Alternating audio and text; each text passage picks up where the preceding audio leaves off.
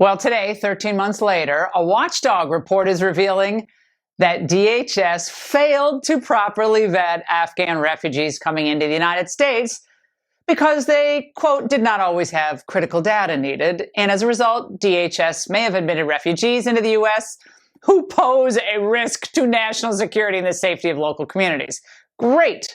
Isn't this awesome? Joining me now is Wisconsin Congressman Tom Tiffany, who was also trying to sound the alarm on this last year. Congressman, this is what the White House was telling us last September. Watch this.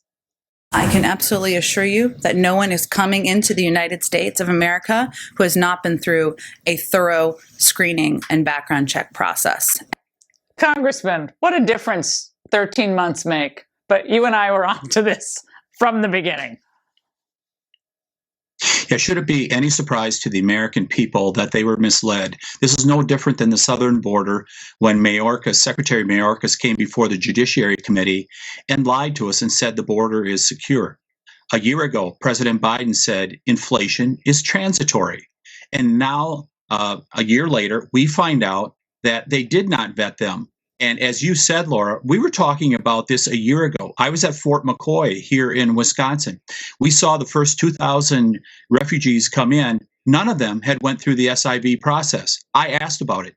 People could walk right off from the base without any authorization from the commanding officer.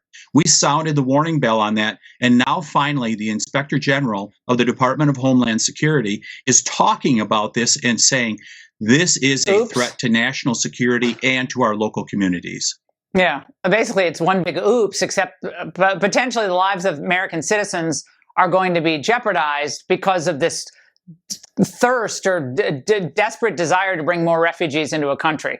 Now, Congressman, earlier this year, you shared a link, I believe it was on your Twitter account, of a report of this Pentagon audit of this entire vetting process. And you wrote that the Biden administration has been recklessly releasing potentially dangerous Afghans into our communities. Well, the liars and the propagandists of PolitiFact said that your comments were mostly false. The fact checkers are basically just a PR, arm of the Democrats at this point. Yeah, for sure. Well, we sent notice to him today and we said, we hope you update your PolitiFact because now it is very clear. As you said, the Department of Defense has identified this. And now the Department of Homeland Security Inspector General has identified this also. And I think a key point here, and I've been saying this from the very start, over a year ago, Laura, they should have to go through the SIV, the Special Immigrant Visa process. If they would have went through the process, just like the previous administration, we wouldn't have these questions at this point. Afghanistan is a completely different country. You don't go down to the DMV in Kabul and figure out who people are. That's not how it. How it works in Afghanistan. Yeah, are all of them interpreters? I guess that's a lot of interpreters. Congressman, thank you.